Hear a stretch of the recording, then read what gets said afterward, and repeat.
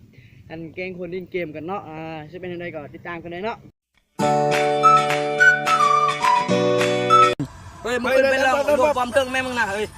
อันตีสุดินยังเอาวีเฮ้ยมึงสุดินยังปังดินเกมปังกูดินเนี่ยบอลนะเกมนี่ไม่ใช่เฮ้ย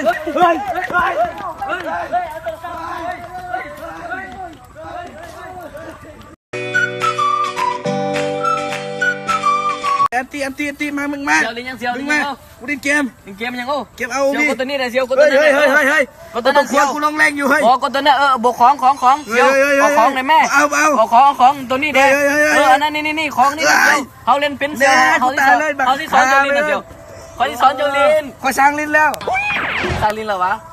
คอยสอนเจลินสุดๆไปกี่ไก่ไปตายเลย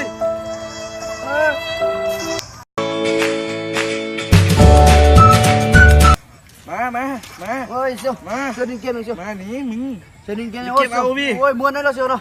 ปั้นให้ดินได้เซียวบ่ให้ลงแรงอยู่ครับลงแรงอยู่เฮ้ยมึงช่วยมึงไม่ก็เลยช่วยบักฮาเนี่ยบักฮาเนี่ยหัวกูลงแรงอยู่น่ะ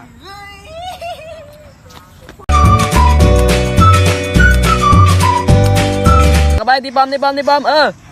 ทีมันกากว่าสู้ทีมเฮาก็ได้แหละโอ้ยเซียวดิเกมยังมึงน่ะเกมมาโอวีเฮาลินมึงให้กูดินเลยดูเซียวโอ้ยเฮาเรื่องลงแรงอยู่เซียวให้กูดินดิมึงจะให้กูให้เจ้าลินมาเป็นได้เซียวเจ้าลินมาเป็นเป็นฮักยัดเราลินดีนั่นแหละโอเคให้ลินเลยว่าให้เฮาลินเราจบแล้วปอมแตกไปแล้วจับเอ้ยเงี้ยไม่ย่ำมึงหัวกูระดับคน500 ดาวได้กูลงแรงอยู่มึงหัว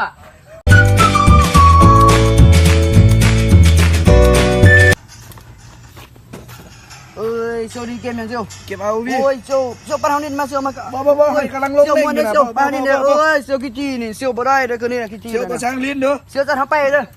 ไปใกล้ๆเฮ้ยปังนี่มึงจุดเลยนะเอาอีกบัวเนาะหัวกูลงเล่น